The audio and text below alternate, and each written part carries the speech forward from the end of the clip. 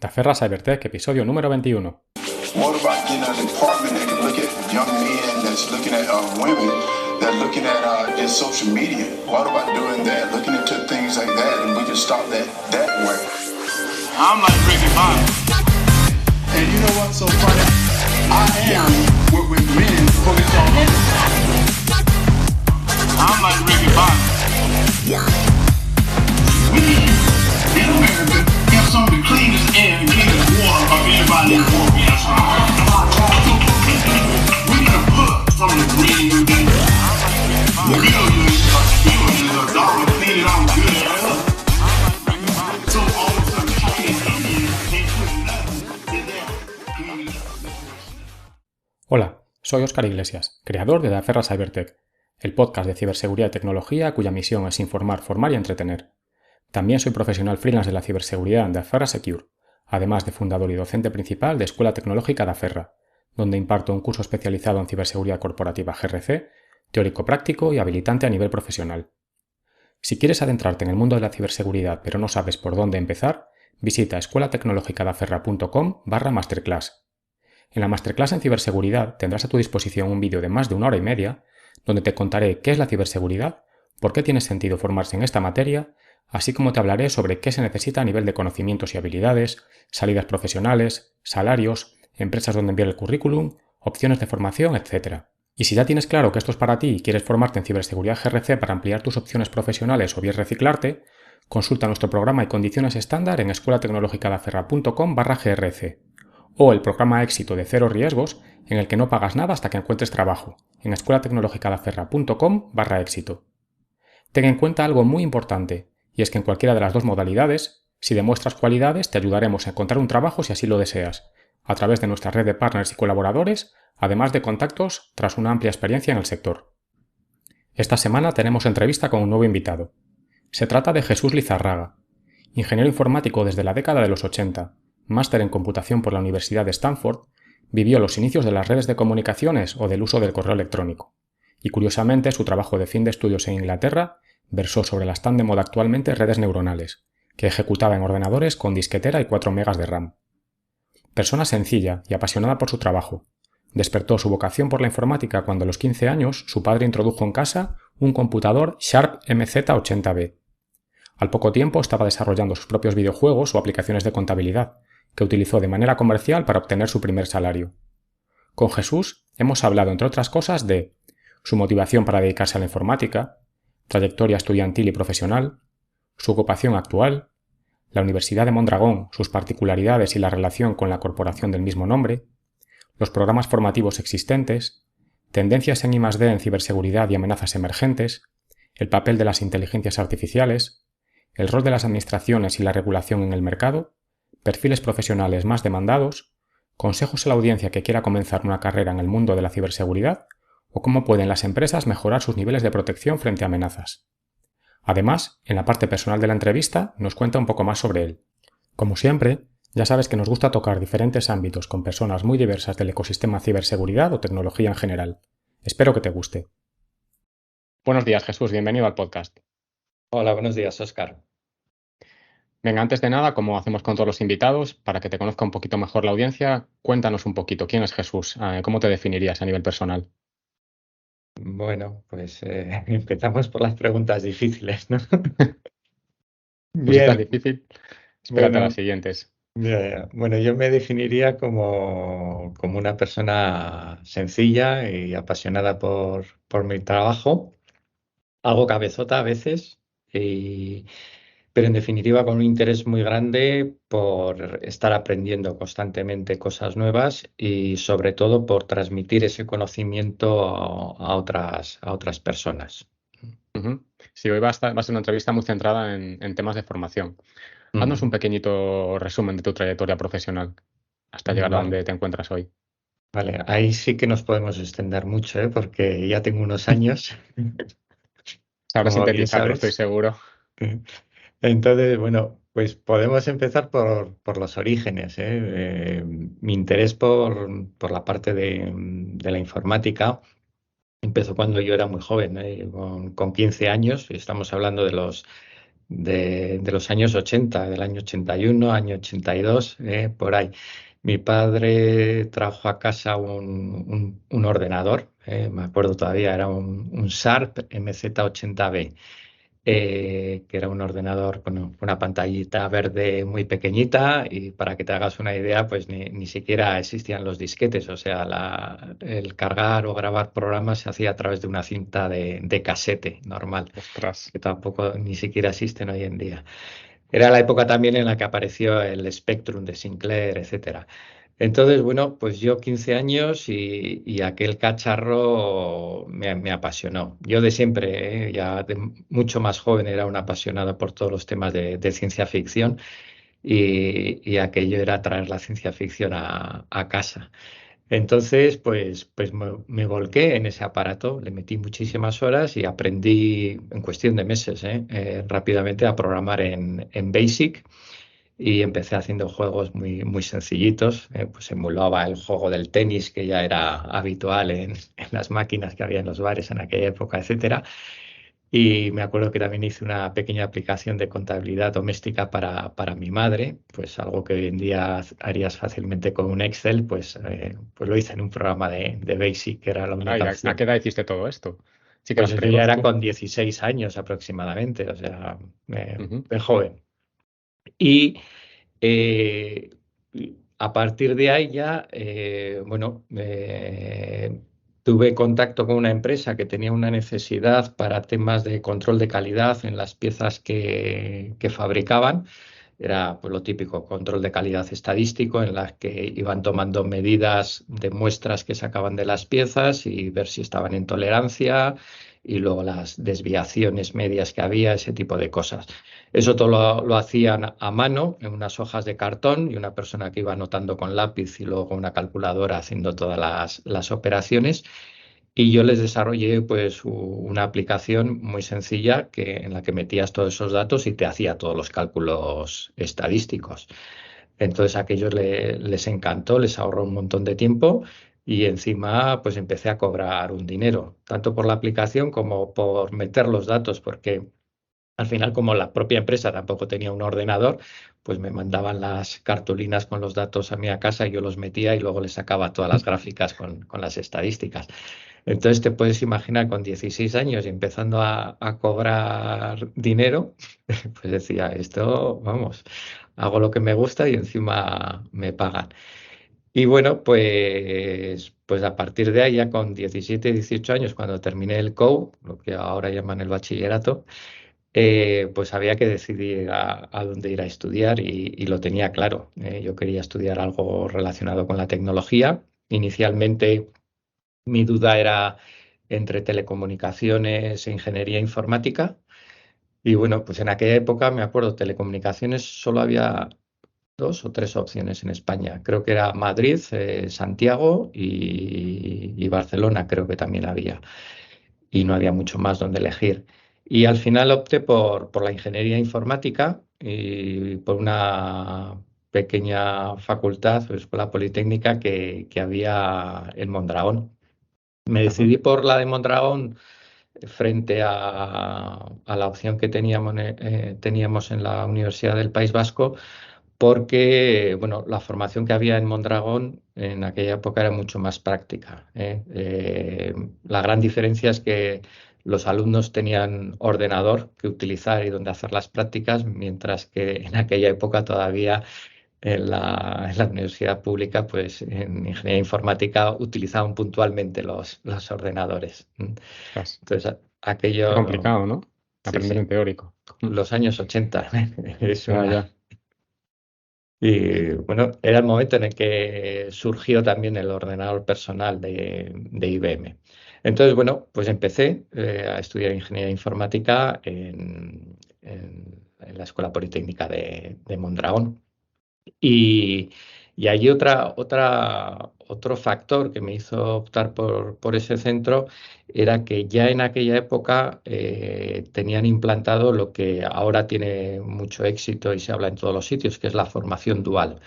Es decir, los alumnos que estudiábamos ingeniería ya en aquella época teníamos la opción, si queríamos, de a media jornada trabajar en una empresa.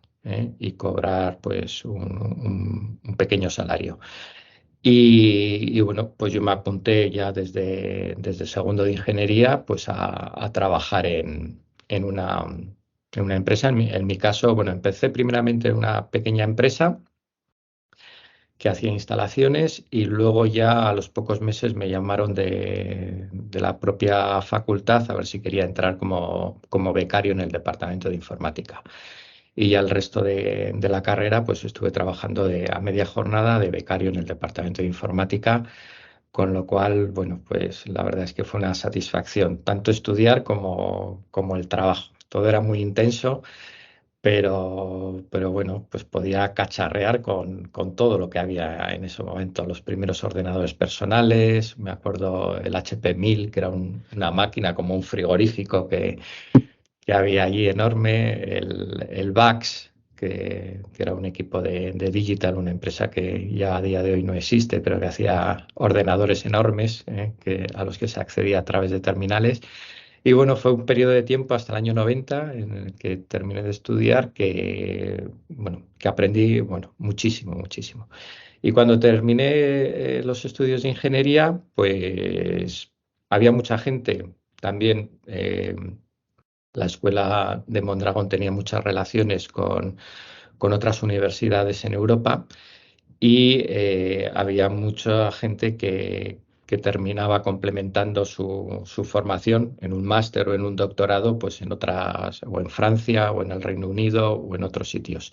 Y yo me decidí por ir al Reino Unido y opté por un máster en computación que había en la Universidad de Stafford. Y nada, pues allí me fui con mi inglés, que en aquella época pues no era de lo más desarrollado. Hay que tener en cuenta también que los que nacimos en los años 60, por lo menos los que vivíamos aquí, en mi caso yo nací en San Sebastián, cerca de la frontera.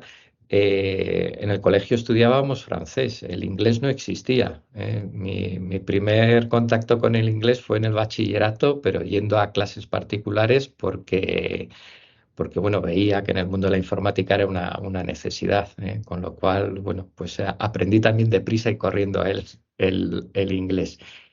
Y bueno, en Inglaterra estuve 2 años haciendo este máster y fue toda una experiencia. El máster en sí, pues me permitió profundizar en otras temáticas que no habíamos visto durante la carrera de ingeniería. Por ejemplo, todo el tema de redes de comunicaciones. Aquí en los años 80 todavía no se utilizaba, todavía ni existía Internet, o no se conocía Internet. Y ahí en Inglaterra ya había pues teníamos el Tannenbaum y ya dábamos toda la parte de redes de comunicaciones, el TCP/IP y otros muchos protocolos, porque todavía no estaba claro que el TCP/IP fuese a ser el protocolo elegido Te da para la casi risa ya todo. con un vestigio ahí del pasado. Sí, sí, sí. O sea que te enteraste perfectamente, tu nivel de inglés era más que suficiente, entiendo yo. Sí, bueno, no quedó más remedio. O sea, fue con un nivel, yo diría que justito, pero allí fue una inmersión total. Tienes que pensar que en aquella época, yo estuve en Inglaterra del año 90 al 92, 2 años. Justo me acuerdo ahora, justo había dejado el cargo Margaret Thatcher y había empezado John Major. Y, y en aquellos 2 años las comunicaciones a nivel personal eran el teléfono, básicamente. O sea que yo me acuerdo que teníamos la opción en la universidad de utilizar un correo electrónico, pero era algo súper rudimentario. No era el correo electrónico de Internet, sino que era otro mucho más complejo, para intentar mandar mensajes de correo electrónico hasta la universidad de aquí de Mondragón. Yo me acuerdo que había que definir todos los relays y todo el camino que tenía que seguir el mensaje de correo electrónico para que llegase hasta aquí. O sea, era toda una aventura. Pero con lo que te quiero decir es que vivíamos en un entorno allí muy aislado, es decir, las noticias que nos llegaban de lo que ocurría en España pues eran muy puntuales, con alguna llamada telefónica que podíamos hacer de vez en cuando porque eran carísimas Y me acuerdo que por las noches podía sintonizar alguna emisora de radio en español para enterarse de lo que pasaba aquí. O sea, nada que ver con lo que hoy en día un joven de veintitantos años tiene a nivel de comunicación. Por eso no nos queda más remedio que meternos en la cultura inglesa Sí, sí. y aprender el inglés.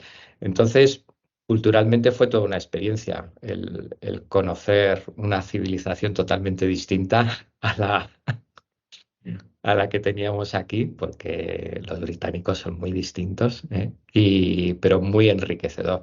Y además en ese máster teníamos lo que llamaban un periodo industrial, un periodo de prácticas en las que 9 meses te ibas a una empresa a trabajar full time y cobrabas también un sueldo y ponías en práctica pues parte de las cosas que habías ido aprendiendo en el máster. Entonces también eso fue muy interesante, el trabajar 9 meses seguidos en una empresa británica. Me tocó una empresa de software que desarrollaban unos emuladores de terminales para entornos Unix y yo desarrollaba aplicaciones para el control de calidad del software. Entonces, bueno, pues la relación con el equipo de desarrolladores, el equipo comercial, etcétera, pues yo como mis prácticas anteriores las había hecho en una universidad, pues fue un entorno distinto ahora a conocer.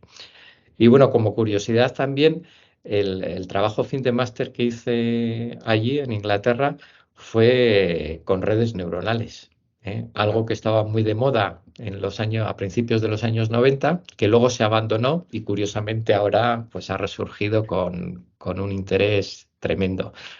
En aquella época existía la tecnología, existían los algoritmos y se analizaba pues qué se podía hacer con ellos.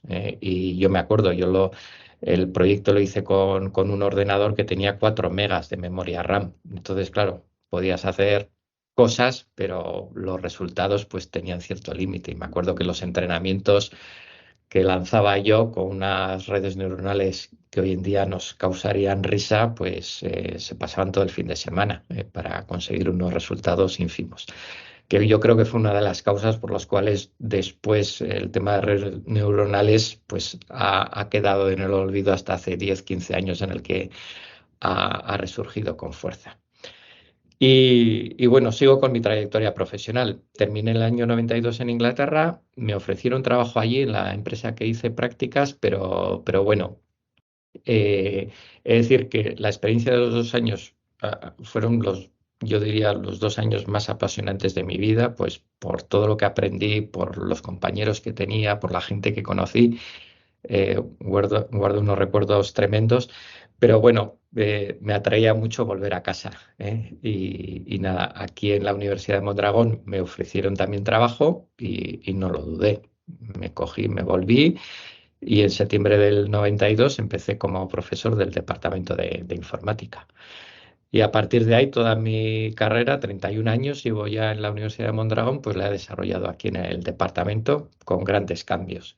Pues empecé sobre todo con temas de sistemas operativos, impartía la asignatura de programación de sistemas, realizaba labores de administración de sistemas y de redes.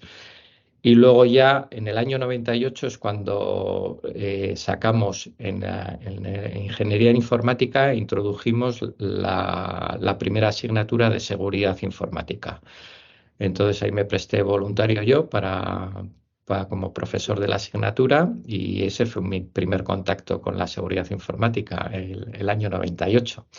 Preparar todo el material y me acuerdo que lo preparé, pues lo que utilicé como base fue Margerit, la versión de Margerit que había en esa época y eso lo utilicé como base para articular todo lo demás. Y a partir de ahí, pues surgieron muchos proyectos relacionados con la seguridad informática, cursos expertos, formación a empresas, algunos másters que llamamos en aquella época, que no tienen nada que ver con los másters que tenemos en la actualidad. Entonces, a partir de ahí, pues hemos ido creciendo en el ámbito de la seguridad. En el año 98 era yo una persona, la única que me dedicaba a seguridad dentro del departamento y en estos momentos dedicados a seguridad estamos 10 personas, aparte de que también hay en otras áreas otras personas que también tocan indirectamente la seguridad. Entonces hemos crecido mucho y hoy en día, bueno, luego si quieres mencionamos, ¿no? Tenemos bastante actividad en cuanto a formaciones en seguridad. Y en estos momentos me dedico principalmente a eso, a la formación en temas de ciberseguridad, a apoyar y asesorar a las empresas y mucha labor también de formación continua y a profesionales. Pues la verdad es que es muy interesante. O sea, pionero en computación, pionero en redes neuronales y en ciberseguridad incluso. Sí. Las redes Genial. neuronales lo tengo abandonado, ¿eh? Eso lo hice en el Ya. 92, pero no lo he vuelto a tocar. Sí, sí, con la Pero ley me de hace Moore gracia mucho ha cuando veo cambiado ahora todavía. compañeros que están con esos temas y digo, joder, sí, hay algunos algoritmos que son los mismos que yo utilizaba. Ya, solo que ahora los entrenas con la Wikipedia completa y antes lo Claro, entrenabas con 4 con datos, ¿no? 4 Entiendo. megas de RAM no teníamos Ya está mucho claro. margen. Bueno, Jesús, y la universidad está inmersa dentro de una cooperativa, ¿no? Del Grupo Mondragón. ¿Puedes Ujú. contarnos un poquito en qué consiste esta entidad para quien no la conozca? Sí, bueno, nosotros somos una cooperativa, bueno, en realidad varias cooperativas, porque cada facultad es una cooperativa, y pertenecemos a la Corporación Mondragón. Entonces, la Corporación Mondragón es una corporación empresarial que en estos momentos está integrada por 90, yo creo 95, 96, por ahí 90 y pico empresas, todas ellas cooperativas. En total son más de 80.000 trabajadores en todo el mundo. Wow. Hay plantas en unos 37 países, aunque hay actividad comercial hay en más de 100 países. Y bueno, para que te hagas una idea de un poco las empresas que estamos dentro del grupo, creo que a día de hoy somos el primer grupo empresarial del País Vasco por volumen. Y, y bueno, pues hay dentro del grupo de esas 90 y tantas empresas, hay 14 centros de I+D, una universidad, por supuesto, varios centros educativos que cubren desde primaria, secundaria, bachillerato y también formación profesional. Tenemos un banco, una entidad financiera, que es Laboral Cucha, tenemos una compañía de seguros, que es Lagunaro, tenemos una gran empresa de distribución, que es Eroski, y bueno, y luego sobre todo hay muchas empresas industriales en todos los sectores, desde componentes para automoción, sobre todo máquina herramienta hay mucho. Te sonarán empresas como pues Danovat Group o Fagor, etcétera. Bueno, pues esto es lo que compone la Corporación Mondragón. Y la realidad es que todo esto tiene el nombre de una corporación, pero luego cada una de las cooperativas que la integramos tenemos total autonomía. Es decir, hay una serie de directrices que se definen a nivel de la corporación, pero luego cada cooperativa es totalmente autónoma para tomar sus decisiones y plantear sus planes estratégicos, sus planes de gestión, etcétera. Lo que persigue la corporación es, pues, sobre todo, impulsar ciertos valores. El primero de ellos, sobre todo, es la cooperación, que dentro de cada cooperativa, por supuesto, existe cooperación entre los trabajadores, pero lo que se pretende es que exista una cooperación intercooperativas. Y esto se ha demostrado muy útil, por ejemplo, en la última gran crisis que tuvimos en el año 2008, donde muchas cooperativas del grupo pues, lo empezaron a pasar realmente mal. Todo ese entramado de cooperación que tenemos permite que cuando una cooperativa lo está pasando mal, pues otra que igual tiene beneficios, pues le asista y le ayude para salir del paso. Entonces, en unos momentos unos ayudan a otros y más adelante, pues los que han sido ayudados ayudarán a los que ayudaron al principio. Y eso permite que el grupo corporativo pues, avance en este mercado global que existe hoy en día, que no es nada sencillo y hay crisis constantemente, pero esa cooperación pues está ayudando mucho. Además de, se impulsan valores como la participación en la gestión y luego, por supuesto, y todas las empresas hoy en día, pues responsabilidad social, innovación, etcétera. Ujú. Bastante muy interesante, no era consciente de que era realmente tan grande la corporación. Y sobre la Universidad de Mondragón en sí, ¿qué nos puedes contar? ¿Alguna peculiaridad, no sé, a lo mejor Sí, cómo está a nivel nacional en cuanto a los rankings? Yo sé que es bastante productiva en temas de I+D, pero bueno, lo que tú sí, nos quieras contar, o lo más sí. destacable quizás. Vale, aquí, bueno, que somos peculiares, lo somos, ¿eh? Somos, yo creo que muy distintos en muchos aspectos.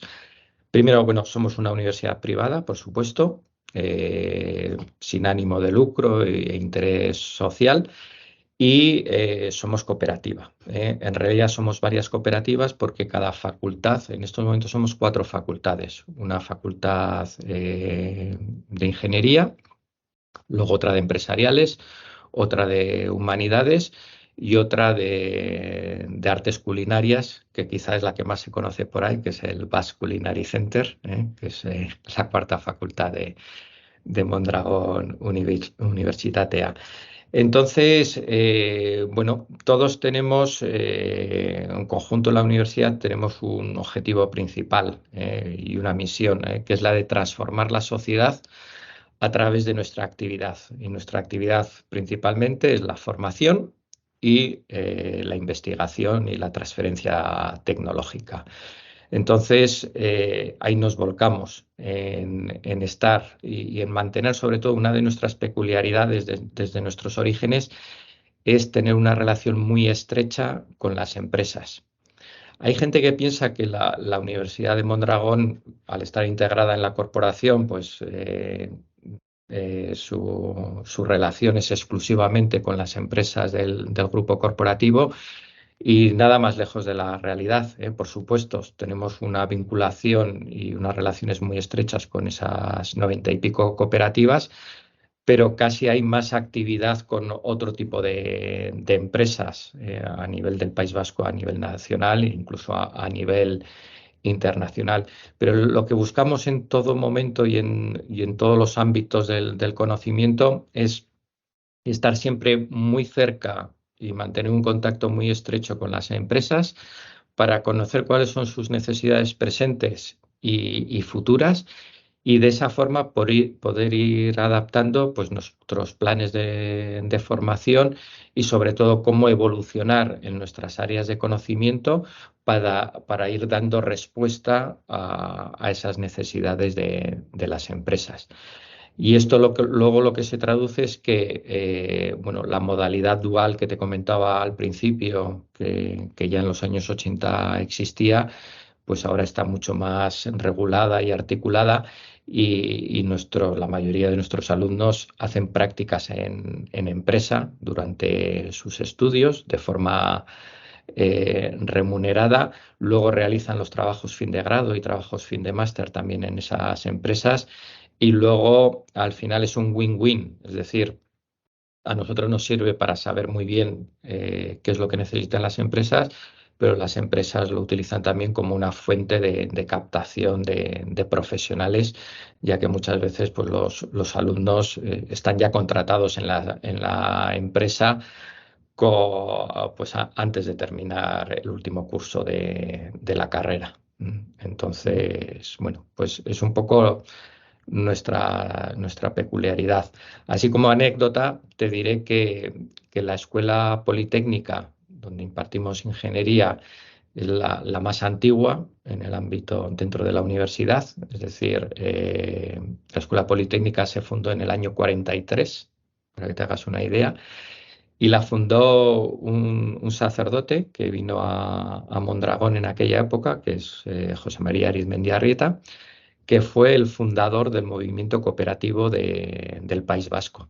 Bueno, mejor dicho, el movimiento, lo que se conoce hoy en día como movimiento cooperativo de Mondragón. Entonces, ese sacerdote que vino aquí como párroco vio, bueno, en aquella época la situación económica de esta ciudad, de este pueblo, era pues muy precaria y vio que había una gran necesidad de formar a la gente joven. Entonces creó primera escuela de aprendices, luego de formación profesional, luego eso derivó en una escuela de peritos, de ingenieros técnicos, y la primera promoción de ingenieros técnicos que surgieron de esta escuela politécnica en el año 52, creo que fue, pues fueron los ingenieros que fundaron lo que en aquel momento se llamó Ulgor, que luego se pasaría a llamarse Fagor, y Fagor fue la primera cooperativa del grupo y a partir de ahí vino todo lo demás, el grupo corporativo y las 90 y tantas empresas cooperativas que hoy estamos.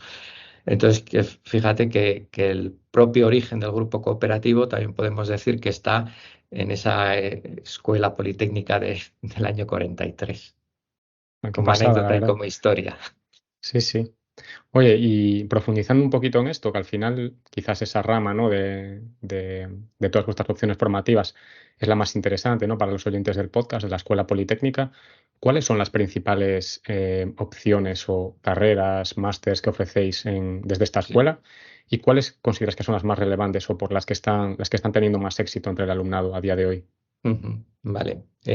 Centrándonos en lo que son los estudios de ingeniería, y hay un poco de memoria, porque cada vez tenemos más titulaciones de grado y sobre máster. O sea que si Sí, las alguno quiere grandes conocer el familias. detalle, ya sabéis, www.mondragon.edu y ahí está todo. Pero yo resaltaría en estos momentos, o por lo menos con las que más relación tengo yo, estaría en la parte de los grados de ingeniería. Tenemos el grado de mecánica, que se tiene mucho tirón aquí, por lo menos en Euskadi. El tejido Claro. empresarial demanda mucho estas titulaciones de ingeniero en mecánica. Luego está también la de diseño industrial. Y luego, por supuesto, pues está electrónica, procesos industriales, organización industrial. Y una que se ha puesto en marcha recientemente, hace un par de años, tenemos sobre todo en la sede que tenemos en Bilbao, es la de mecatrónica, que es una ingeniería que combina parte de la ingeniería mecánica con parte de la ingeniería electrónica. Y esto ha surgido también como, bueno, de esa relación con las empresas, y de esa demanda. Se vio que las empresas necesitaban en muchos casos ese perfil de ingeniero que conoce la parte de mecánica, pero que también conoce la parte de electrónica en el ámbito industrial. Entonces, bueno, pues hemos sacado ese mix que se llama mecatrónica. Y luego, por supuesto, que es la parte en la que estoy yo, pues tenemos el grado de informática. Y luego en la parte de másters, aquí esto sí que está creciendo a gran velocidad. Nuestra visión de los másters, porque otras universidades igual tienen una visión distinta. Nosotros lo que pretendemos es en el grado de ingeniería tener una formación más amplia y más generalista, y luego en el máster especializarse en determinada materia. ¿De acuerdo? Ujú. Entonces, eso es un poco la idea que tenemos. Por eso cada uno de los másters pues tienen distintos itinerarios de entrada. Concreto, los que más éxito pueden tener en estos momentos, por supuesto, está el máster de ingeniería industrial, pues por todas las atribuciones profesionales que tiene, etcétera. Luego está el de robótica y automatización industrial, que también tiene mucho éxito. Y en el ámbito en el que yo me encuentro, tenemos un máster universitario en análisis de datos y ciberseguridad, en el que combinamos las dos materias, la ciberseguridad y toda la parte de análisis de datos, inteligencia artificial, etcétera. Y luego, por supuesto, tenemos la parte esto, lo que te he hablado hasta ahora es la formación que nosotros denominamos oficial o reglada. Y luego tendremos toda la parte de formación continua, formación a profesionales, en la cual tenemos desde cursos, luego si quieres hablamos más en detalle, tenemos desde cursos más cortos a másters para profesionales. Y en esa parte tenemos también un máster para profesionales en ciberseguridad. Ujú. Está claro que las opciones que ofrecéis o por las que muestra más apetencia a los alumnos también tienen cierto sesgo, ¿no? Por el tejido productivo que hay en Euskadi. Pero bueno, en cualquier caso, yo creo que independientemente de eso, aún en otras comunidades funcionarían igual, porque son temas que están muy en boga hoy en día. Sí, de hecho ahora tenemos mucha fuga de alumnos que se están yendo pues a Madrid, a Barcelona. Una vez que terminan de estudiar con nosotros, pues se van a Madrid o a Barcelona pues a probar otras experiencias, a trabajar en otro tipo de empresas, Ya. aunque luego ya cuando se acercan a los 30 años terminan volviendo aquí al Un País poco Vasco. como tú, ¿no? Sí. Oye, y hemos hablado entonces del máster en ciberseguridad. Cuéntanos un poquito sobre él. ¿Qué aspectos cubre? ¿Formatos? ¿Duraciones? ¿Metodología? ¿Tiene aspectos prácticos también? Sí, vale, te voy a hablar del máster en ciberseguridad para profesionales, que es el que yo coordino. Ujú. Entonces, este máster tiene una duración de un año académico, es decir, empieza en octubre y termina en julio. Al final son 60 créditos, 1.500 horas de dedicación. Y en este máster en ciberseguridad lo que hacemos es cubrir prácticamente todo lo que en una empresa de cualquier sector y de cualquier ámbito pueden llegar a necesitar en el ámbito de la ciberseguridad. Entonces, no es un máster en el que hagamos una especialización muy alta en determinada materia, sino que lo que pretendemos es tener una visión muy completa de todas las ramas que puede haber luego en la ciberseguridad. Entonces, por repasar así rápidamente lo que cubrimos, por supuesto, pues tenemos el primer módulo es el de criptografía, luego tenemos la parte de seguridad en redes, seguridad del software, la parte de auditoría y hacking ético, tenemos un módulo específico de seguridad industrial y seguridad en IoT.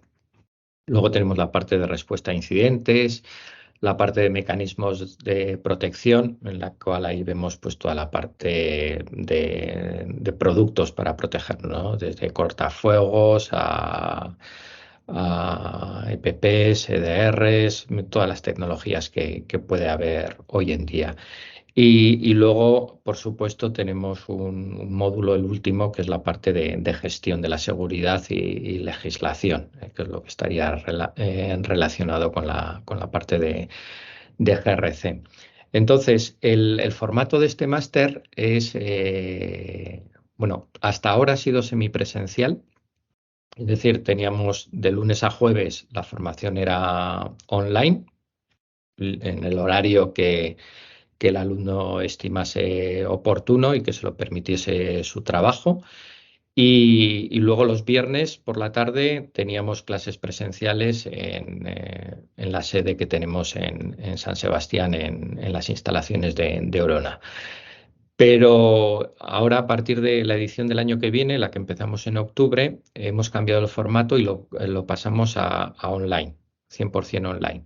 Entonces, las sesiones presenciales de los viernes van a ser sesiones síncronas, pero en online, con lo cual lo abrimos a cualquier persona de cualquier ubicación geográfica. Ujú. Hemos dado este paso, es decir, el año que viene empezamos con la 7ª edición de este máster y el salto lo hemos dado porque año tras año cada vez recibíamos más solicitudes de gente de otras ubicaciones geográficas, pues del resto de España, pero también muchos de Latinoamérica, a los cuales no podíamos admitir en el máster porque obviamente pues, no podían trasladarse a las sesiones de los viernes. Incluso teníamos casos curiosos de alumnos que no han venido al máster porque la sesión del viernes se impartía en San Sebastián y había alumnos que eran de Bilbao y decían que eso de ir de Bilbao a San Sebastián todos los viernes por la tarde, que era mucho, ¿eh?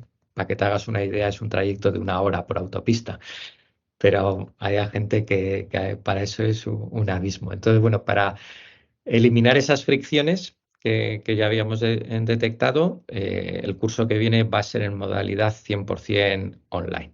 ¿Mm? Ujú. Entonces, el máster está dividido en dos partes. Una parte, digamos, que es la formación académica, que iría de octubre hasta abril, y luego la segunda parte, desde abril hasta julio, que es el trabajo fin de máster. Y el trabajo fin de máster siempre lo que buscamos es que sea un trabajo de aplicación y real en una empresa. ¿Mm? Entonces, aquí tenemos dos tipos de perfiles en este máster. Gente que ya está trabajando en una empresa. Entonces, bueno, pues el proyecto normalmente lo definen para su empresa y consiguen dos cosas: hacer un TFM que presentan en la universidad, pero además hacen un trabajo concreto un proyecto concreto para su organización que les es útil. Y luego está el perfil de los alumnos que no tienen, que no están trabajando, y esos normalmente les solemos buscar prácticas en empresa, es decir, a media jornada entre noviembre y abril hacen prácticas en una empresa, y luego a partir de abril hacen a jornada completa el TFM en la empresa donde han realizado las prácticas.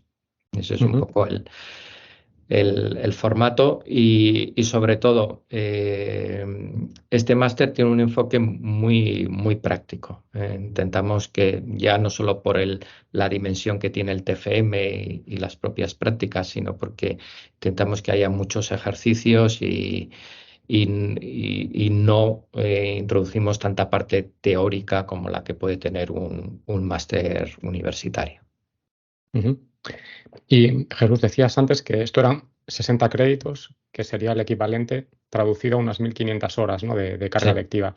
Pero esto, para que una persona que a lo mejor pueda estar dudando si llevarlo a cabo o no, si es asumible, esa carga, ¿cómo se traduce a horas semanales de estudio por parte del Sí. alumno, más o menos, en término medio? Sí.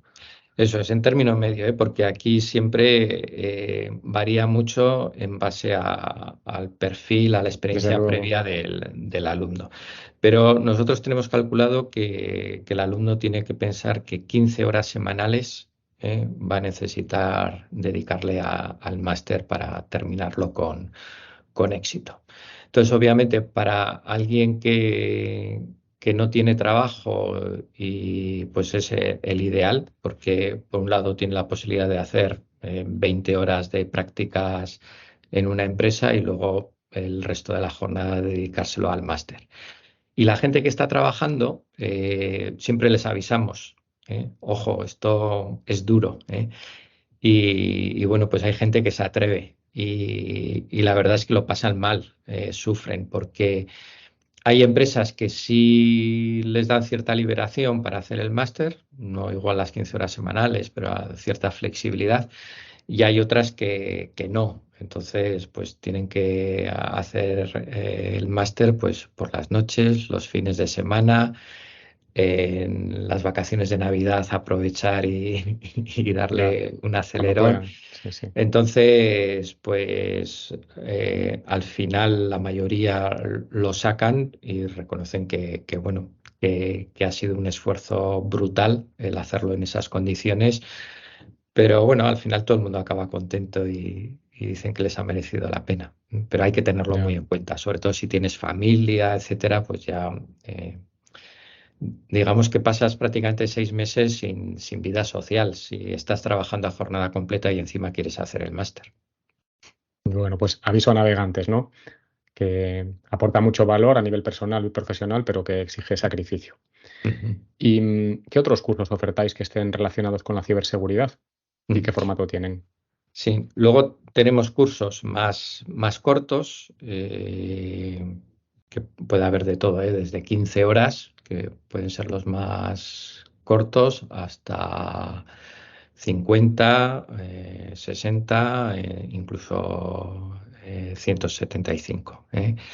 En ese margen. Entonces, ahí lo que intentamos es hacer formaciones mucho en temas muy, muy concretos para gente que tiene una necesidad específica, e intentarles en estos momentos, sobre todo, darles flexibilidad. Entonces, en los últimos años hemos optado mucho y esto es un cambio importante que hemos dado, por la formación online, ¿m?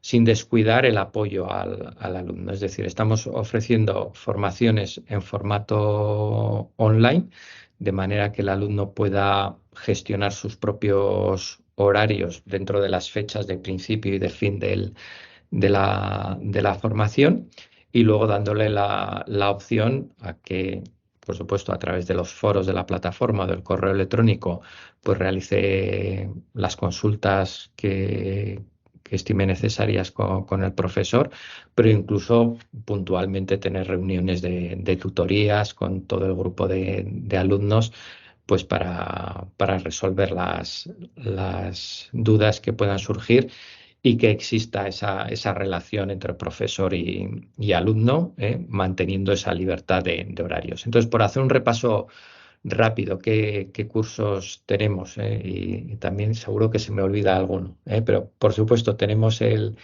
curso que estamos haciendo en colaboración contigo, con Oscar, sobre GRC, sobre gestión y cumplimiento de la ciberseguridad y la ciberseguridad corporativa. En este curso ya hemos hecho una primera edición reducida de 60 horas, y ahora de cara a septiembre-octubre tenemos lanzada una segunda edición también de esta versión reducida de 60 horas, pero también de una versión ampliada en la que se añadiría toda la parte de auditorías, como muy bien sabes, y muchos Ujú. más ejercicios prácticos. Y esta edición, digamos, ampliada, pues tendría ya una dedicación más grande, en torno a las 175 horas. Entonces, este es un ejemplo de formación, pero por ejemplo, ahora tenemos también formaciones de ciberseguridad industrial. Entonces, tenemos un curso de ciberseguridad industrial, está ahora también en torno a las 30 horas de formación. Tenemos también otro sobre protección de datos personales, más dirigido a perfiles jurídicos. Tenemos dos cursos también en torno a ciberseguridad en automoción, todo lo que es relativo a la nueva norma UNECE R155 de seguridad en automoción y gestión de flotas, que tenemos dos cursos de 12 horas cada uno de ellos en estos momentos. Y luego ya pues están cursos de gestión de incidentes de ciberseguridad, que es de 50 horas, de mecanismos de protección, etcétera. Y luego, por supuesto, tenemos también cursos a medida, es decir, hay empresas que nos dicen, yo necesito un curso sobre esto, esto y esto. Y entonces, bueno, pues unimos distintos temas y les hacemos una propuesta a medida en un formato presencial, en un formato síncrono o en un formato online. Entonces, bueno, pues todo esto está evolucionando en los últimos, yo diría, en los últimos 5 años a gran velocidad y de mano de la demanda que tenemos por parte de las empresas. Y vamos adecuando la oferta que tenemos de curso a lo que vemos que van necesitando las empresas. Ujú. Pues es que es muy interesante, porque ya si bien es cierto que la ciberseguridad per se tiene mucho futuro y mucha salida, si siempre se va haciendo ajuste fino de qué es lo que se demanda en cada momento, pues mil sobre hojuelas. Sí. Venga, vamos ahora a cambiar un poco de tercio y vamos a hablar un pelín de innovación y de futuro. Vamos a conjeturar, a hacer de adivinos. Me has dicho que te dedicas, bueno, al ámbito de la docencia y de la investigación, ambas cosas. Sois 10 personas dedicadas a la ciberseguridad en estos momentos, en Odisea Mondragón, más o menos. ¿En qué proyectos podéis estar trabajando ahora que nos puedas contar? Sí, yo ahora ya no me dedico a la investigación, ¿eh? Yo creo, no, ahora no me acuerdo, ¿no? Pero el último proyecto así de investigación de I+D, yo creo que fue por el año 2005 o 2006, y a partir de ahí me he centrado principalmente en la parte, pues, de docencia y más temas más de coordinación y de responsabilidad. Entonces, lo que sí tenemos aquí es un equipo de I+D en el ámbito de la ciberseguridad y del análisis de datos. Se combinan las dos perspectivas. Y este equipo de I+D está formado ahora por, si mal no recuerdo, entre 18 y 20 personas, en la que hay distintos tipos de perfiles. Están los perfiles más de ciberseguridad, y hay otros perfiles más de la parte de inteligencia artificial. Y a partir de ahí se están haciendo muchísimos proyectos, así por recordar algunos, pero ya digo que yo estoy un poco, lo sigo a distancia, pero se han culminado recientemente varios proyectos en el ámbito de proyectos europeos en el ámbito de la ciberseguridad en entornos IoT. Y ahí lo que se ha trabajado mucho y se está trabajando es la parte de detección de amenazas tanto en dispositivos IoT como en redes industriales. Entonces, utilizando la inteligencia artificial, lo que se pretenden es desarrollar mecanismos que puedan detectar anomalías, comportamientos extraños o que se salgan de determinado patrón que se ha aprendido o que es habitual en un entorno de determinados dispositivos, y a partir de ahí, de detectar esas anomalías, pues identificar posibles incidentes y levantar las correspondientes alertas. Entonces, en ese ámbito hay desde proyectos a nivel europeo, a nivel nacional, financiados por el gobierno central, y luego también hay varias tesis doctorales y también contratos o convenios de colaboración con algunas empresas y con algunos fabricantes de ciberseguridad. Ujú. Y de cara a futuro, ¿por dónde crees que irán las tendencias en cuanto a innovación? Más o menos por dónde en la línea que estáis trabajando, ¿crees que habrá Pues cambios yo radicales? creo que sí. Yo creo que al final el binomio de inteligencia artificial con ciberseguridad es un campo que se está explotando ahora mucho y que tiene un gran recorrido y un gran potencial a futuro. Estamos en una situación, cualquier empresa hoy en día está en una situación en la que el volumen de datos que se genera, ya solo pensando en el tráfico de la red, es tan brutal que no hay otra forma de analizarlo y de sacar determinadas conclusiones que optando por técnicas de inteligencia artificial. Teniendo en cuenta también que los malos de la película pues también intentan cada vez desarrollar nuevas técnicas que les permitan pasar desapercibidos, porque es su principal objetivo. Entonces, los mecanismos tradicionales está claro que ya no son suficientes y hay que avanzar en nuevas técnicas que añadan sobre todo más inteligencia a toda esa parte primeramente en la parte de detección, que es quizá en donde nosotros estamos trabajando. Pero si pasamos de la parte de detección a otros ámbitos dentro del framework de ciberseguridad, yo creo que en todos ellos la inteligencia artificial puede aportar y va a aportar mucho en los próximos años. Ya en la propia, y esto es otra línea que estamos abriendo ahora dentro del equipo de I+D, la respuesta al incidente. Es decir, utilizar también técnicas de inteligencia artificial para dar una respuesta adecuada al incidente en función de sus características. Entonces yo creo que todo en los próximos, es difícil tener esa bola Desde luego, sí, sí. de adivino, pero viendo 5 o 10 años todo va a ir en ese binomio de inteligencia artificial, ciberseguridad y aplicado en todas las fases de la ciberseguridad cada vez más. Y por parte de la ciberdelincuencia, ¿cómo lo ves? ¿Crees que llegaremos a un modelo en el que, me lo estoy inventando, sobre la marcha, serían capaces a lo mejor de industrializar la creación de APTs o simplemente entre comillas, se sofisticarán las técnicas de ingeniería social? ¿Por dónde crees que irán más los tiros? Bueno, yo creo que el cibercrimen ya se ha industrializado, o sea, eso ya está ahí.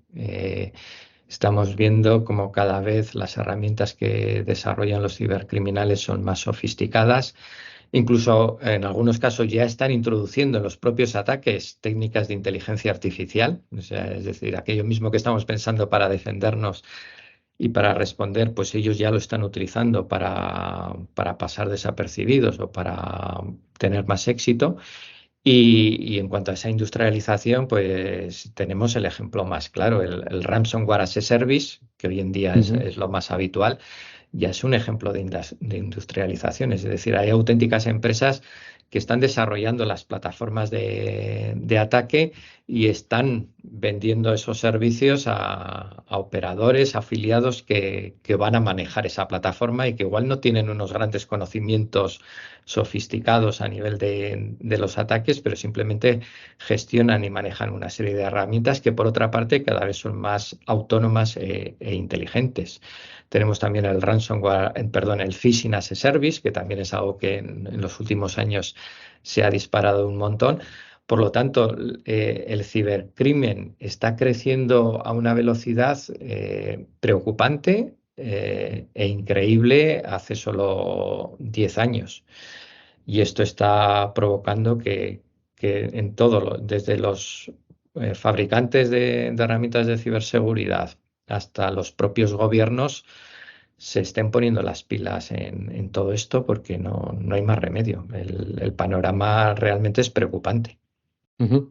A lo que iba es, obviamente, sí, tienes toda la razón, ¿no? Esto está muy industrializado ya, muy profesionalizado el cibercrimen, pero me refería, por ejemplo, yo que sé, un ataque como el de Stuxnet en su momento, ¿no? A las centrifugadoras de uranio era algo muy, muy específico, muy sofisticado, creado por un grupo realmente de gente con un conocimiento muy, muy elevado, que llevó mucho tiempo su consecución y su desarrollo, y era para atacar un equipamiento muy concreto de una fábrica, de una máquina muy concreta.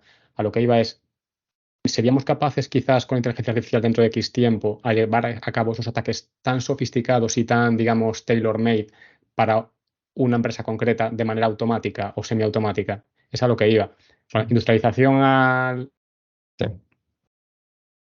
o de ataque sí que es más, está más que conseguida, pero me refería a si podemos llevarlo a ese nivel de tal manera que consigamos personalizar los ataques al 100% para cada uno de los entornos de manera casi que era un escenario más pavoroso todavía, si cabe. Sí, Pero bueno, es... cabe dentro de lo posible, es decir, la evolución de la tecnología va por ahí. Y pensemos, el salto que hemos dado en inteligencia artificial desde diciembre hasta aquí, estamos Sí, hablando sí. de 6 meses, nos deja con la boca abierta hasta los técnicos que conocemos un poco del tema.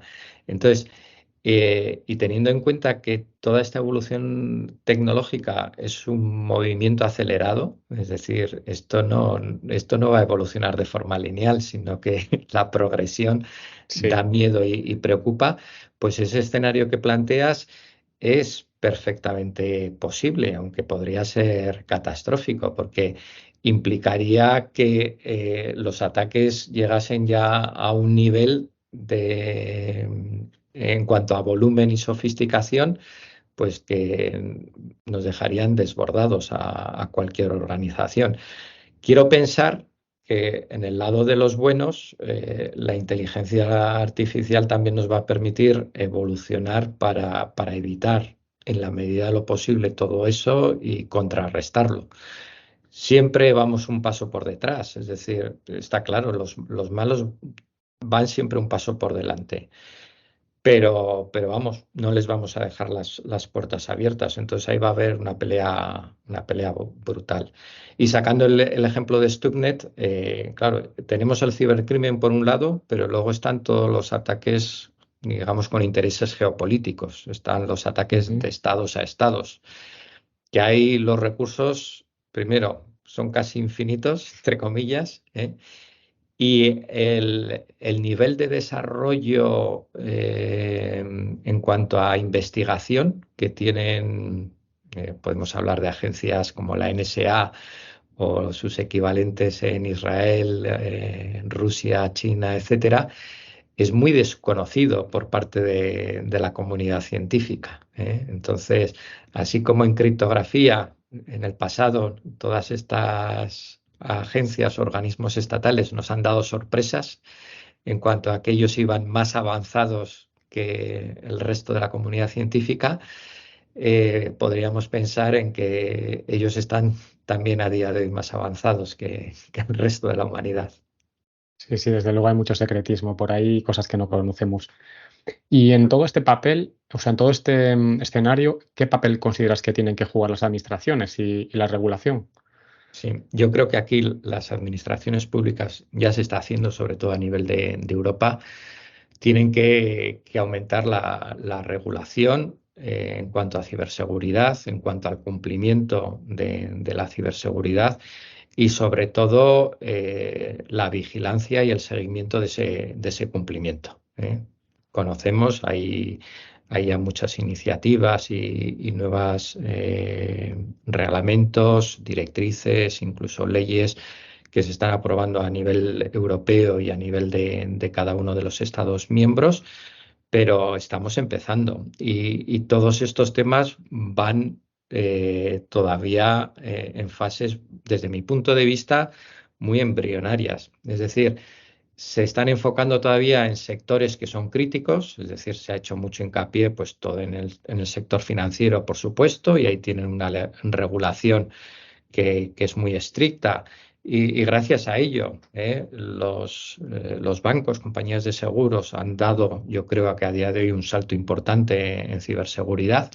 Se está haciendo también mucho hincapié en todo lo que es la protección de infraestructuras críticas y servicios esenciales, que por supuesto es muy necesario, pero el resto está todavía muy poco regulado, y está el resto de las empresas.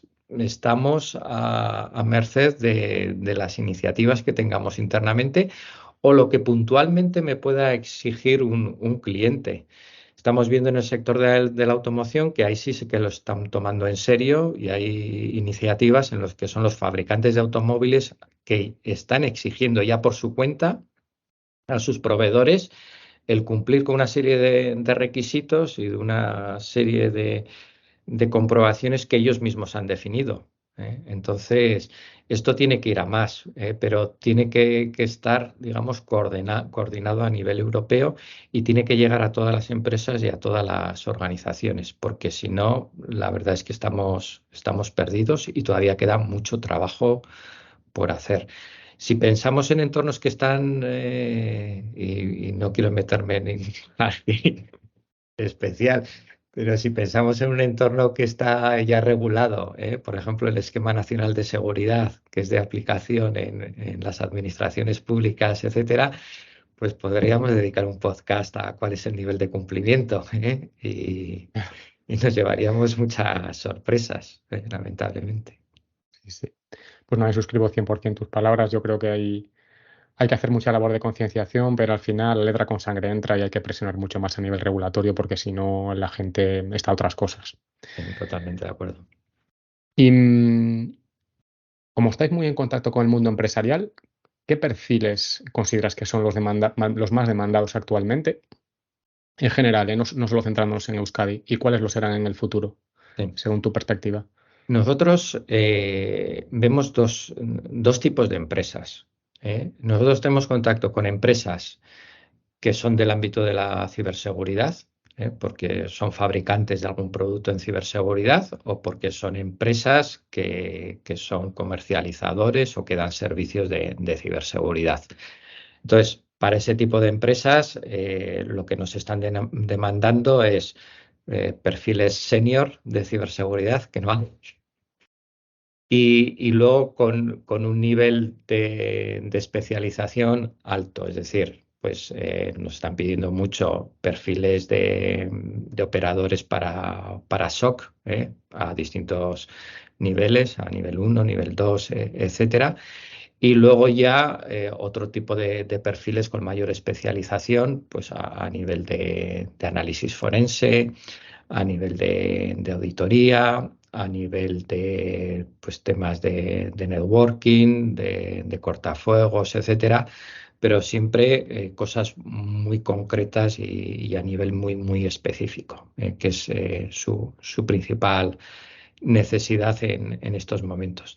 También, curiosamente, buscan perfiles senior, pero buscan gente que sea joven. Es decir, cuando se encuentran con alguien de 40 años ya dicen, este, Y igual. con 10 años de experiencia en lenguajes tipo LangChain y Sí. LLMs y demás, ¿no? Ese tipo de La cosas. cuadratura del Entonces, bueno, círculo. La verdad es que hay una problemática muy grande en ese tipo de empresas y se están quitando a los profesionales a navajazos, diría yo, y a hachazos en algunos casos, ¿eh? Y hay mucha movilidad. Y hay un reto que tienen es cómo fidelizar a esos trabajadores y hacer que estén contentos en el puesto de trabajo, porque si no es que en 9 meses se les van a otra empresa que les están ofreciendo más dinero y supuestamente mejores condiciones. Entonces ahí tiene un problema. Y luego tenemos el resto de empresas, es decir, empresas que tienen cualquier otro tipo de actividad, ya sea industrial, ya sea empresas de servicios, etcétera. Hablo principalmente de empresas pequeñas y medianas, es decir, que su foco principal es su actividad y, y se ven en estos momentos que tienen un equipo de informáticos que puede ser muy reducido, que le dan a todo, pero que son ajenos completamente a la situación actual de la ciberseguridad. Entonces, se encuentran muy perdidos y lo que nos están pidiendo mucho es ese perfil, entre comillas, del CISO, porque este tipo de empresas pequeñas y medianas, lo que consideran CISO, esa necesidad de CISO, no se corresponde directamente con lo que entenderíamos con un CISO en una gran corporación. Pero en definitiva, y traduciendo a un lenguaje normal, lo que necesitan es un perfil técnico que tenga una visión global de la ciberseguridad, que sepa o que sepa primero cuáles son las amenazas que hay sobre las empresas en estos momentos, cuál es el estado de la tecnología y de los servicios que existen y sobre todo el cómo gestionar o reducir esos riesgos. Al final, les falta esa pieza clave que va a ser el interlocutor con los expertos en ciberseguridad y con las empresas que les venden los servicios de ciberseguridad. Porque lo que está ocurriendo en las pymes a día de hoy es que lamentablemente se están moviendo, muchas de ellas, por lo que les cuenta el primer o el segundo comercial que les visita. Es decir, hay comerciales muy buenos, eso hay que reconocer, y que son capaces de venderte pues cualquier polígrafo para solucionar hasta un problema de ciberseguridad. Entonces, estamos viendo empresas que compran soluciones que dices, oye, pues realmente habéis hecho una reflexión y un análisis de qué es esto lo que necesitáis ahora o es lo prioritario. Y no, se han dejado convencer. Entonces, pero por falta de conocimientos, les falta esa figura que tenga un poco la visión y que sobre todo sea capaz de definir y de llevar a cabo un plan director de seguridad y de ir definiendo y gestionando proyectos para esa seguridad y no hacer las cosas a salto de mata. Entonces, ahí hay una necesidad tremenda en las pymes y grandes oportunidades también para perfiles informáticos, que sin necesidad de especializarse al nivel del detalle de cómo funciona un cortafuegos, sí puedan ser capaces de entender el lenguaje y de entender Ujú, de lo que hablamos hoy en día. entendido. Entiendo que aquí, bueno, los perfiles que indicabas para el primer grupo de demandantes, digamos, puede ser más variado. Los segundos ya entiendo que requieren un perfil más senior, ¿no? Con conocimiento más transversal y con cierta experiencia. Sí, y sobre todo perfiles que aunque sean técnicos o aunque provengan de una parte técnica, tengan capacidades de relación, de social, con lo cual Mm, no quiere decir que los técnicos no las tengan. Pero al final lo importante de estos perfiles es que entiendan muy bien cuáles son las necesidades del negocio, sí, sí, está claro, está claro. y dar respuesta a esas necesidades del negocio. Muy bien, entendido.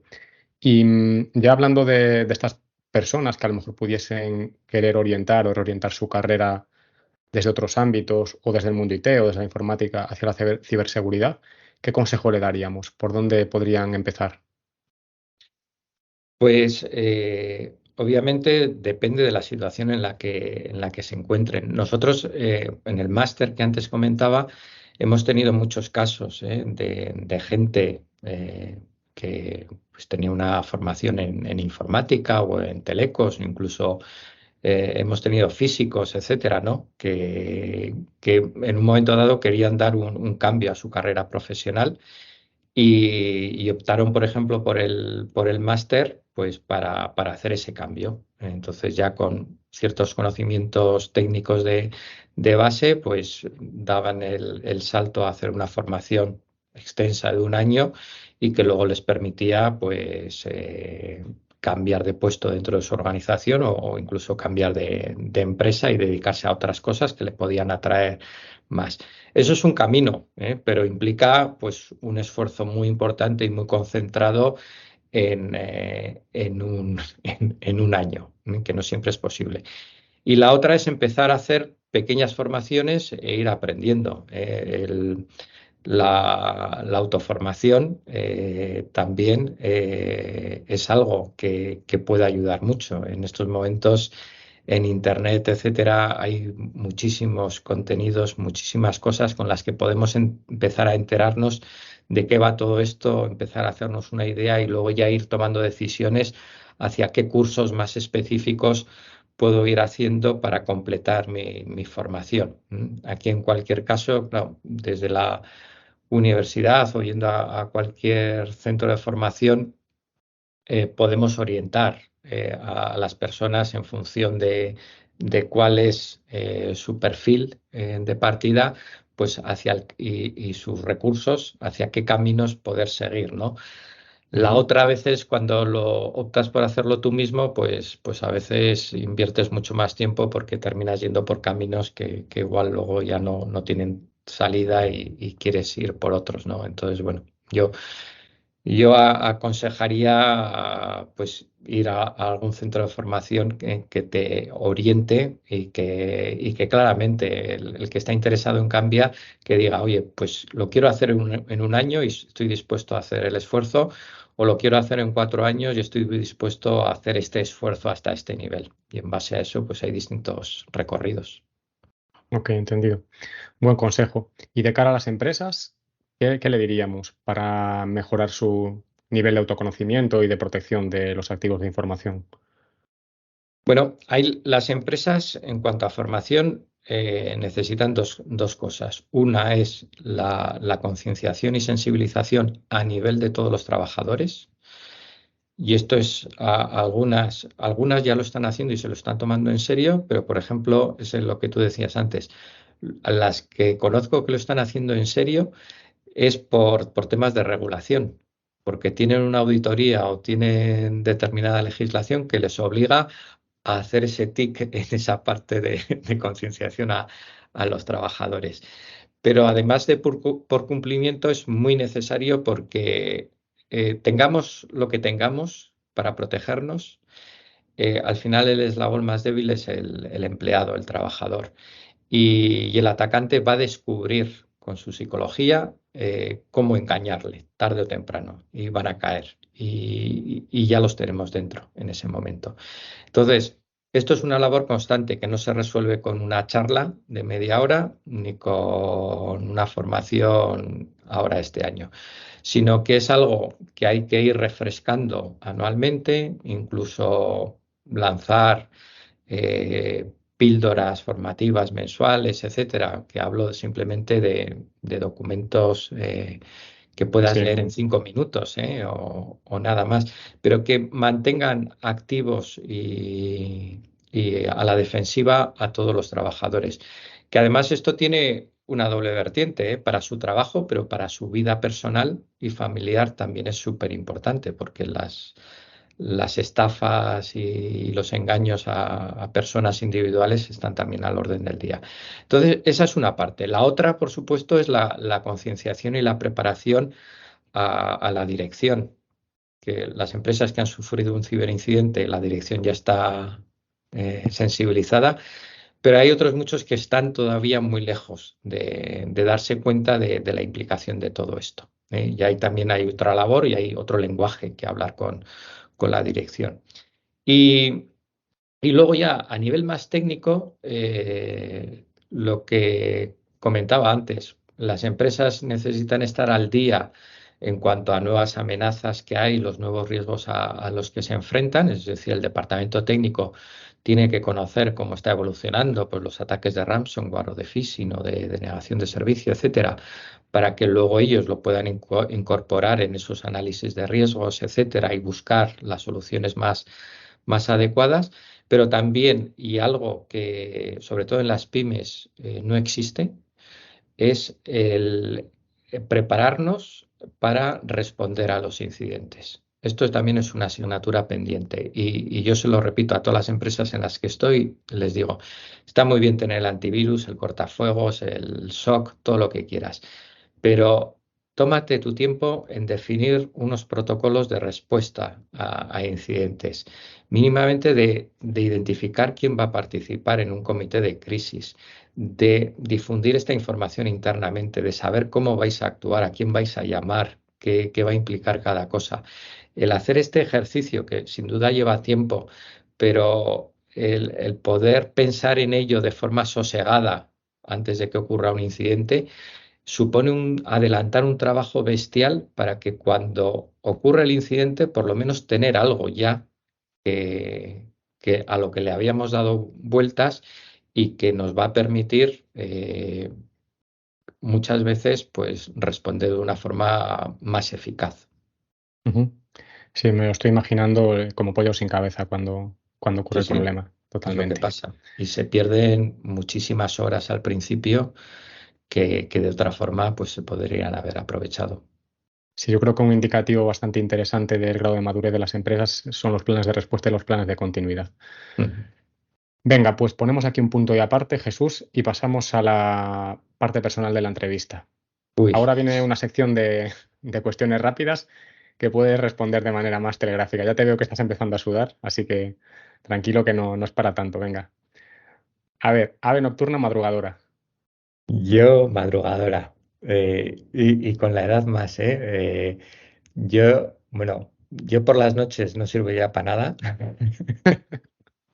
De hecho, cuando alguien plantea por ahí hacer una cena, yo digo, mejor comida, porque ya a partir de las 11 ya ni me sujeto en la silla, ¿eh?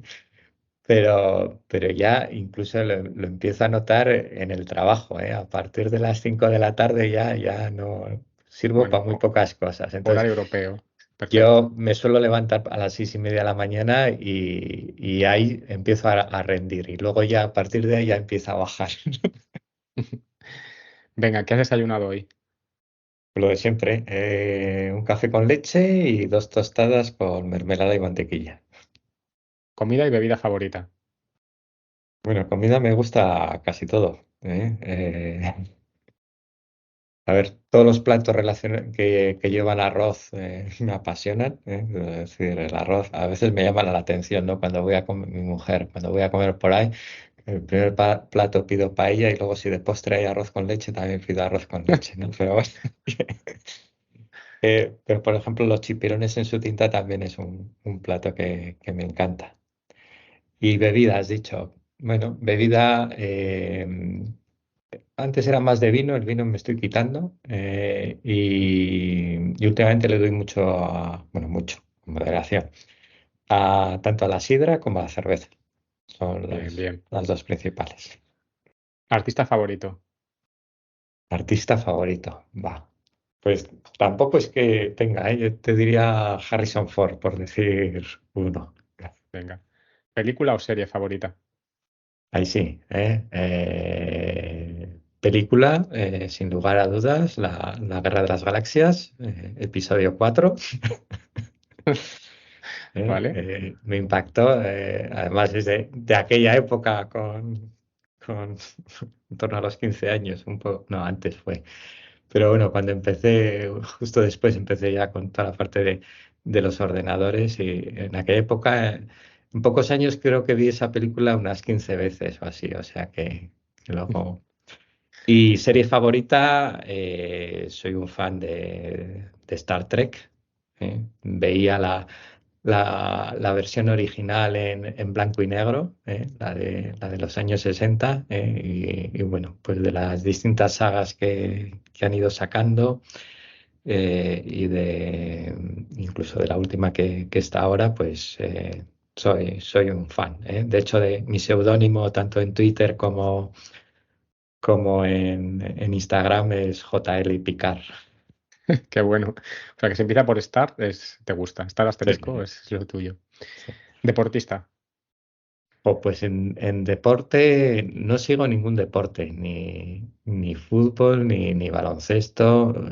Soy un desastre para los deportes, ¿eh? Y a veces cuando me hablan de un Ni deportista digo, ciclismo, ni nada, ahí siendo de ni Euskadi. ciclismo, ni nada. Bueno, pues nada. Me suenan nombres, pero generalmente son nombres ya cuando me dice la gente, no, pues si este es un futbolista que ya está jubilado. Un Talent Yo te Durant, te diría, suena la eterna yo te promesa. diría, hoy en día me suena bastante Nadal, que creo que anda en el tema del tenis, ¿eh? Pero poco más. Vale, vale. Sí que no estás muy puesto, ¿no? Desde luego. No. Un famoso. Un famoso favorito. Pues no sabría Nada, si no te viene decirte ninguno a la mente, nada, pasa palabra. nada. Una marca. Apple. Ya Tu es, hobby es... principal. ¿Perdona? Tu hobby principal. Mi hobby principal. mm, bueno, me gusta la fotografía. No soy ningún experto, pero me gusta sacar fotos.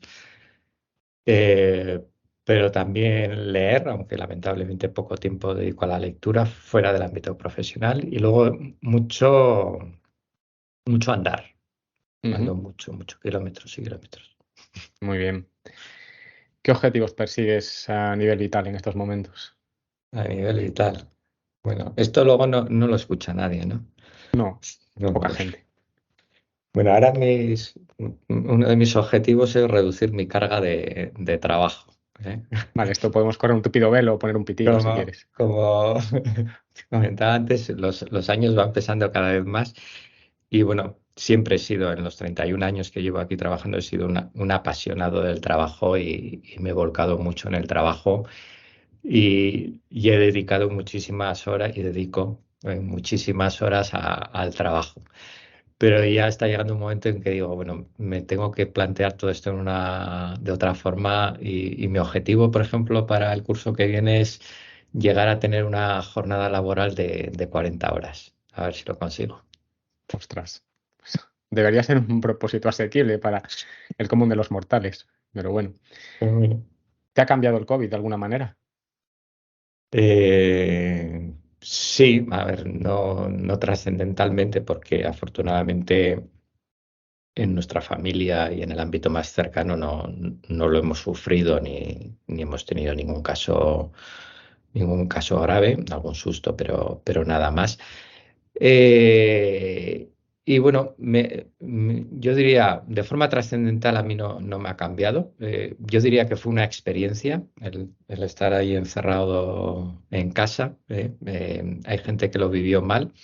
Yo dentro de lo que cabe, y dejando aparte la tragedia humana que había por detrás, pues me pareció una experiencia, ¿eh? Como quien va al Gran Hermano o algún reality de estos, ¿eh? Entonces, pues son cosas que sacas lecciones aprendidas. Pero en lo que más ha cambiado es en el ámbito profesional. Es decir, después del COVID, todo el tema de reuniones aquí en la universidad ha cambiado sustancialmente. Yo me acuerdo que antes iba, o sea, hace 3 años, iba muchas veces a Bilbao, hacía un viaje de 1 hora para ir a una reunión presencial de 1 hora y luego volvías y otra hora de viaje. Y eso era muy habitual en el año 2019. Ahora, vamos, ni de coña. Hacemos muchas más reuniones online, ya apenas hay desplazamientos para cosas que no lo requieren, pero incluso internamente, aquí en el campus de Mondragón tenemos 10 edificios y en el del departamento de informática, que es en el que yo me encuentro, está a un kilómetro del resto del campus. Estamos un Ujú. poquito aislados. Entonces, antes cuando había que hacer una reunión, por ejemplo, en rectorado, pues cogías y te ibas allí, son 15 minutos andando y hacías la reunión y luego te volvías. ahora hacemos un montón de reuniones y hay una persona allí abajo en el rectorado y el otro está aquí a través del Teams. También es cierto que lo hemos llevado tal al extremo que a veces hago reuniones de nuestro área y hay gente en el mismo edificio y se conecta a la reunión en remoto desde un laboratorio en el que está. Y digo, oye, por favor, vente aquí. Ya, Pero bueno, ni tanto ni tan calvo, ¿no? Está claro. Libros que hayan cambiado tu vida. pues no Si sabe, o recuerdas sea, alguno, si no, pues no pasa nada. no, o sea, que haya cambiado mi vida, yo creo que ningún libro, ¿eh? Mi vida ha ido cambiando poquito a poco, El pero no hay. Tannenbaum me decían en otra entrevista.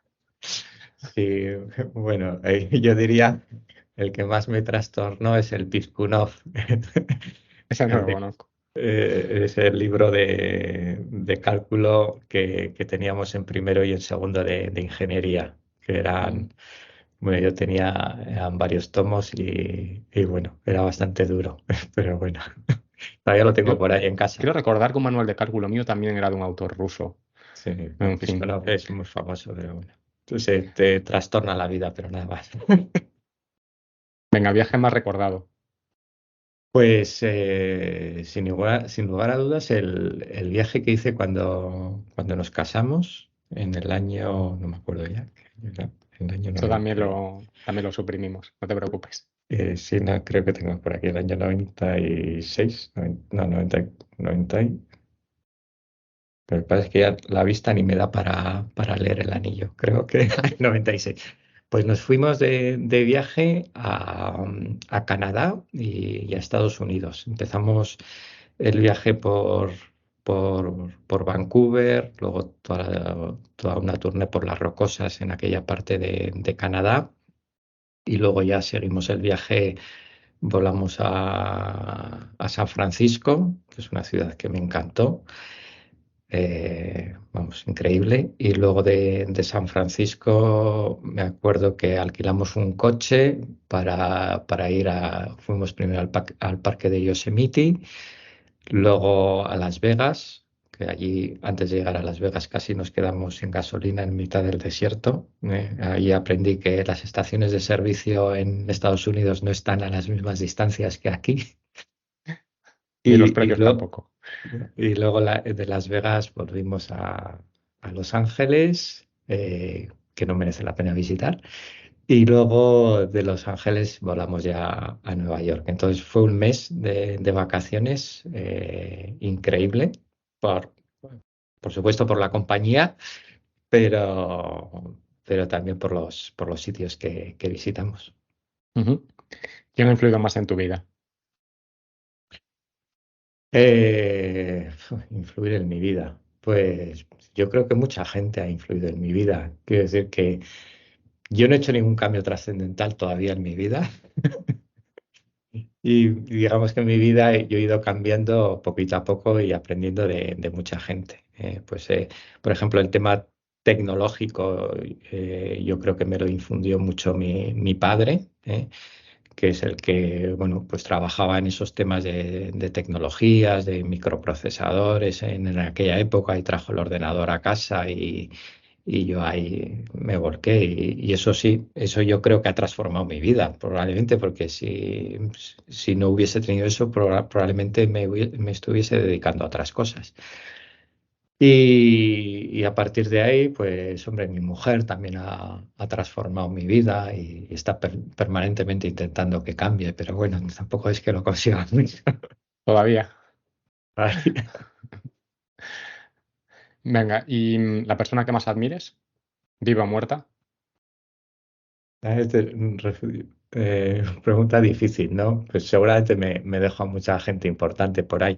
A ver, yo una persona que me llama Admirar es una palabra fuerte, ¿eh? Porque bueno, admirar. Una persona que me llama la atención y a la que he seguido mucho es a Steve Jobs.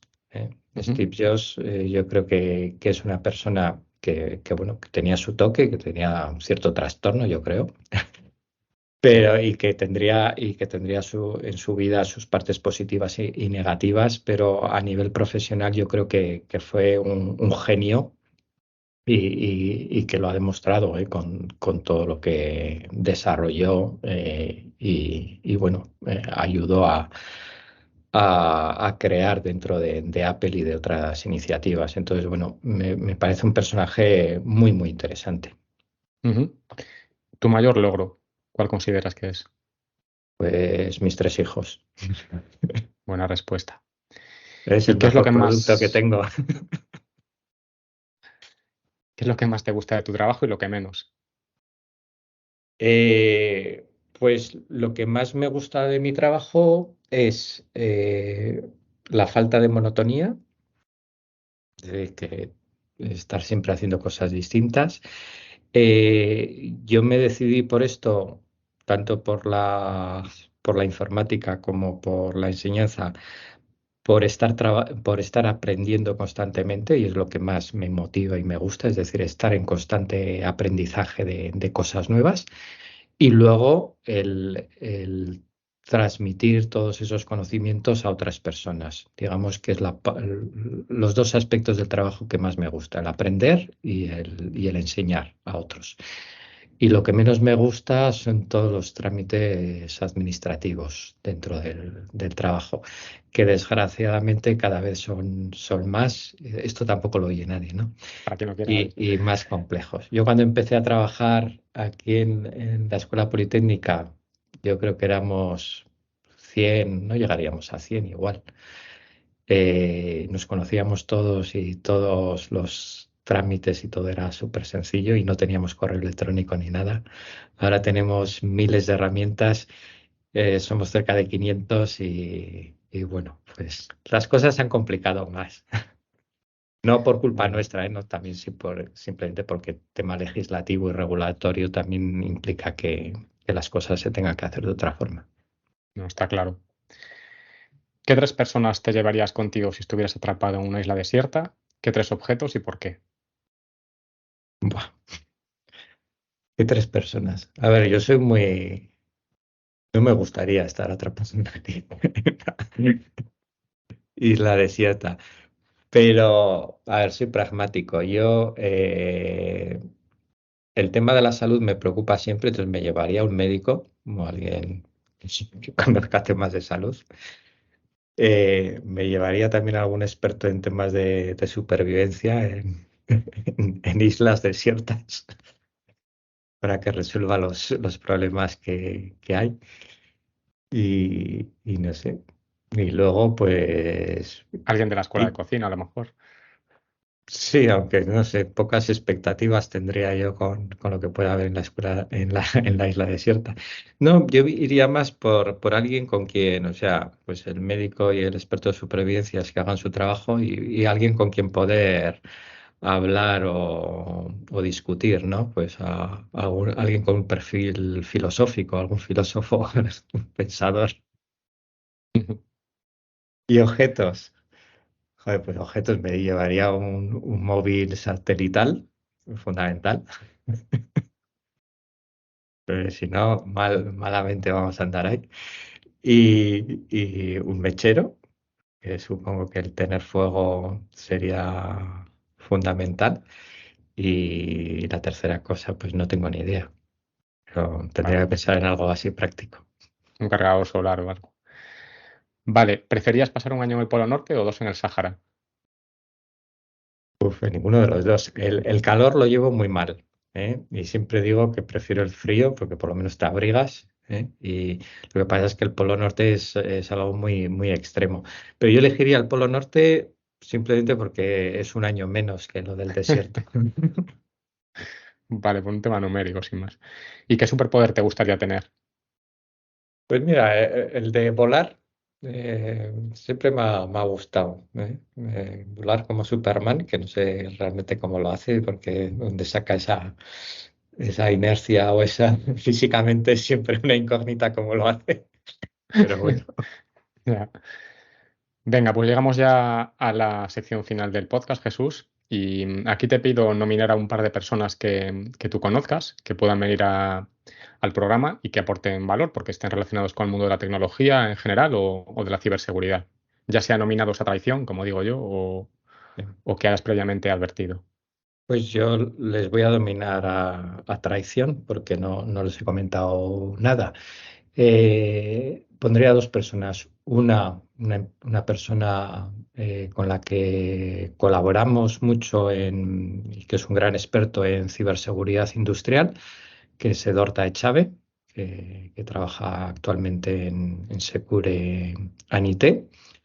Y bueno, yo creo que es una persona que tiene un gran conocimiento en este ámbito de la ciberseguridad industrial y que puede Ujú. aportar mucho en el podcast. Y al segundo, pues a un compañero mío, nominaría a Urko Zurutuza, que es el responsable del equipo de I+D en ciberseguridad e inteligencia artificial en la Universidad de Mondragón. Genial. ¿Y dónde pueden encontrar los oyentes algo más de información sobre ti o cómo podrían contactarte? Si les ha parecido interesante algo de lo que Bueno, hemos charlado hoy. contactar es muy fácil. Bueno, por supuesto, en LinkedIn estoy y en otras redes sociales, pero por correo electrónico es jlizarraga@mondragon.edu. Sería la forma más sencilla. Y luego, por supuesto, pues visitando nuestra web en mondragon.edu, pues ahí tienen información de todo tipo de cursos, formaciones, etcétera, que podemos hacer. Ujú. Pues estupendo, Jesús. Hemos llegado al final. Has estado en el límite de llegar a ser la entrevista más larga del programa, pero no, yo creo que todavía va a ostentar ese récord Iván Morillo. Agradecerte tu presencia aquí, que bueno, siempre es un placer charlar contigo. Y te quería comentar, si hay alguna última reflexión que quieras dejar a nuestros oyentes antes de terminar, pues el micro es tuyo. Muy bien. Bueno, pues antes de nada, muchas gracias, Oscar, por invitarme al podcast y bueno, ha sido un placer y el tiempo se me ha pasado volando. Y bueno, como última reflexión, simplemente indicar, el mundo de la ciberseguridad es un mundo apasionante y tenemos una carencia y una necesidad de profesionales en este área brutal y va a ser mucho más grande en los próximos años. Entonces, pues yo animar a toda la gente que quiera formarse a estos, desde perfiles técnicos que vengan de telecomunicaciones, informática o incluso desde ciclos formativos, todos tienen cabida como profesionales en este ámbito y les animaría, si les gusta, a meterse en ello, pero también que piensen otro tipo de perfiles no tan técnicos, porque en toda la parte de gestión de la ciberseguridad, lo que hemos hablado de cumplimiento, regulaciones, etcétera, Ujú. pues no hace falta tener unos conocimientos técnicos concretos, pero sí necesitamos también gente que conozca estas normas, estas metodologías, estas regulaciones y que sea capaz de implantarlas y gestionarlas dentro de una organización. Entonces, hay mucho trabajo y necesitamos mucha gente para luchar contra este problema. Venga, pues desde aquí hacemos un llamamiento a todos aquellos que quieran, bueno, pues sumergirse en este mundo tan bonito, como dice Jesús, y donde hay tantas opciones, ¿no? Porque hay tanta variedad de caminos que se pueden recorrer a nivel profesional. Así que aquí les esperamos con los brazos abiertos la contribución de todos. Pues Muy nada, de bien. nuevo, muchas gracias, Jesús, y seguimos en contacto. Perfecto. Pues muchas gracias, Oscar, y hasta la próxima. Y antes de cerrar, recuerda que si quieres adentrarte en el mundo de la ciberseguridad pero no sabes por dónde empezar, puedes visitar escuelatecnologicadaferra.com/grc. En la masterclass en ciberseguridad tendrás a tu disposición un vídeo de más de 1 hora y media, donde te contaré qué es la ciberseguridad, por qué tiene sentido formarse en esta materia, así como te hablaré sobre qué se necesita a nivel de conocimientos y habilidades, salidas profesionales, salarios, empresas donde enviar el currículum, opciones de formación y mucho más. Y como los freelance no podemos desperdiciar ninguna ocasión para vendernos, me gustaría comentarte además que si necesitas un consultor para realizar campañas de formación y concienciación en tu organización en materia de ciber, definir un programa de seguridad de la información, conducir alguna auditoría normativa o hacer desarrollo de producto o I+D, puedes contactarme en oscar.iglesias@daferrasecure.com o visitar la web con el mismo nombre de dominio. Esto ha sido todo por hoy. Te doy las gracias por escucharme. Si deseas suscribirte y valorar positivamente el programa en tu plataforma habitual, ya sea iVoox, Spotify, Apple Podcasts o YouTube, ayudarás a la difusión del podcast y a que otros como tú puedan disfrutar con estos contenidos. Pero valoro más que lo compartas con conocidos, familiares o amigos a quienes creas que estos contenidos o recursos que ofrezco puedan aportarles. Y si puedo ayudarte en algo a nivel personal o profesional, o quieres hacer cualquier pregunta, comentario o sugerencia, sabes dónde encontrarme. Ten cuidado ahí fuera. Where's the sun? What's going on?